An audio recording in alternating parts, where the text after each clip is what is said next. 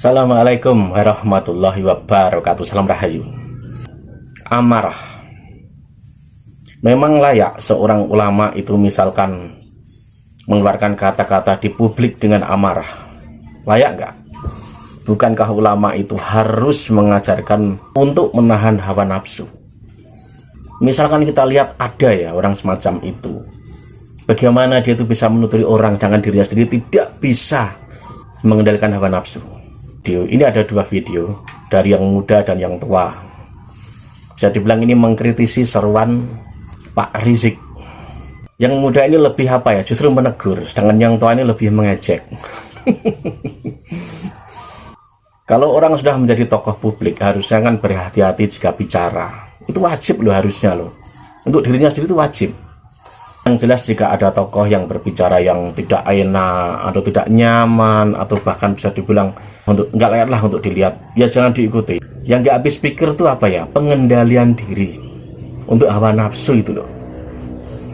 Ini untuk teman semua ya, terutama untuk yang sudah subscribe di channel saya ini, terutama orang-orang yang misalnya udah kena lambung, udah kena masalah di dada. Hati-hati dengan hawa nafsu. Ini bisa dibilang temuan yang saya pelajari sendiri, ya kan?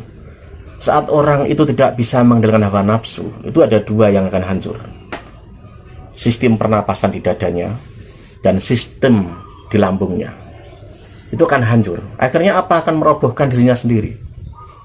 Misalkan kalian ini ya, gampang marah, gampang tersulut hal-hal yang nggak nyaman di pikiran kalian. Jangan mudah marah. Rem dulu. Ingat lambung kalian. Juga hati-hati dengan sistem nafas kalian. Ini berbahaya gitu loh. Jika Anda terus-teruskan, maka sistem pernapasan Anda akan jadi penyakit, terutama di paru-paru. Begitu juga yang punya masalah di lambung, itu sama. Itu kalau udah naik, udah bahaya itu. Bahaya. Makanya untuk kalian semua yang sudah punya halal itu, direm, hati-hati. Kita kembali lagi ke soal si pemuda dan si kakek. Yang jelas kita menonton ini apa ya, kalau misalnya itu saya malu, bayangin saja. Ini seorang tokoh nih, ternyata ditegur anak muda, ternyata ditegur bahkan diajak orang tua yang lebih tua, bayangin aja. Saya nggak akan banyak bicara, ini dia videonya.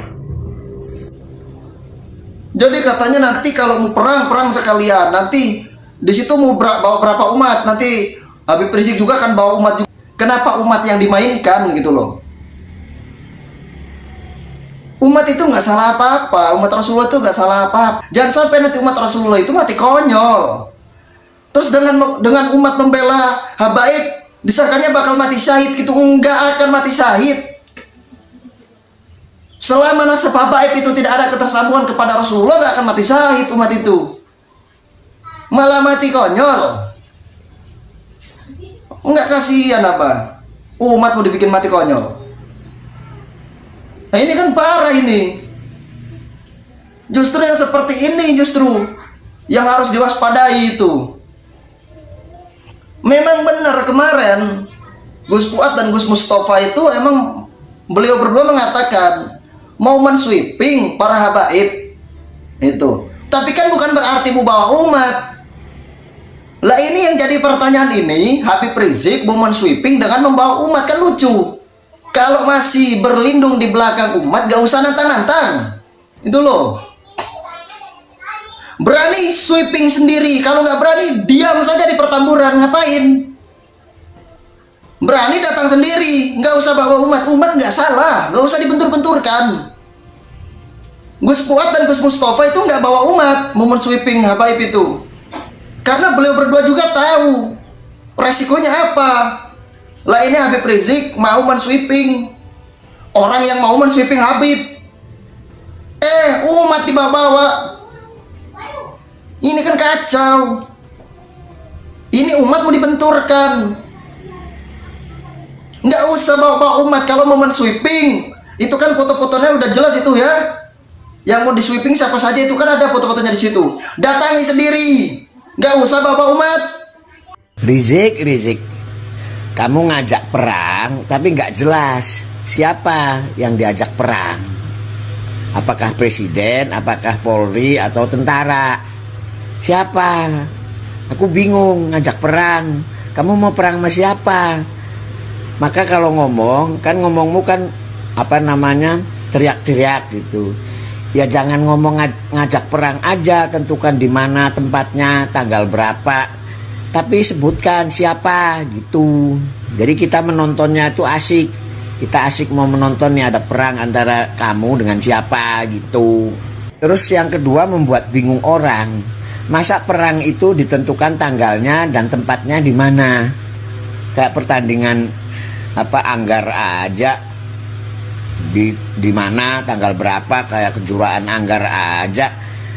Nggak ada perang itu yang ditentukan tanggal dan tempatnya, nggak ada. Ada perang antara Hamas dengan Israel, ya kan? Memang Hamas menyurati Israel atau Israel menyurati Hamas atau ngomong di media massa, "Hei Israel, aku akan menyerang kamu tanggal berapa, di mana?" Kan nggak ada. Tiba-tiba saja Hamas mengirim roket ke Israel. Lalu terjadi saling serang.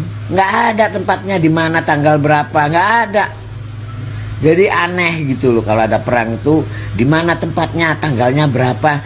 Nggak ada gitu loh. Mau perang apa gitu? Ini kan nggak jelas mau perang apa gitu. Siapa lawanmu gitu, nggak jelas. Dan nggak ada perang-perang itu terus janjian dulu, nggak ada. Itu zaman dulu, zaman jahiliyah mungkin begitu, zaman kuno gitu, ditentukan tempatnya. Sekarang zaman modern yang nggak ada kayak gitu. Bukan saya akan mari berperang, tetapkan tanggal berapa, lokasinya di mana. Itu sesuatu yang tidak mungkin terjadi perang kayak gitu. Jadi yang jelas ngomongnya supaya tidak membingungkan masyarakat gitu. Karena sebelumnya kau sudah pernah kan mengajak para muhibinmu serbu istana. Nggak nyerbu-nyerbu tuh. Ya, nggak pernah kan lu nyerbu. Kalau pidato sih sangar banget gitu. Siap berjuang, siap takbir. Tapi mana? Gitu. Siap berjuang, siap serbu istana, berarti kan pasukan nih. Entah demo atau pasukan yang bersenjata gitu loh. Nah, muhibinmu sudah siap kan? Siap serbu istana, siap, dijawab gitu. Takbir kan begitu. Artinya kan sudah siap ya pasukanmu, tapi nggak terjadi gitu loh.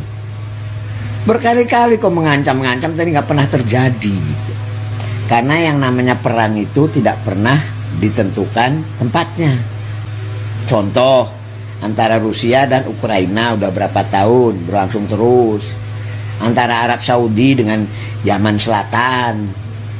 Memangnya Yaman Selatan ngirim rudal ke Arab Saudi janjian? Ya enggak. Mana yang diroket? Ya enggak. Begitu juga sebaliknya Arab Saudi. Itu. Jadi nggak ada perang-perang itu tempatnya ditentukan, tanggalnya ditentukan, nggak ada.